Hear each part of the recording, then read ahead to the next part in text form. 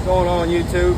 Today I'm going to just show you a quick fillet weld. You want a good drag angle. A couple tips for a fillet weld: get nice and comfortable like always, but you want that good slight drag angle, just like this here. 90 degrees is fine, but with slag you drag.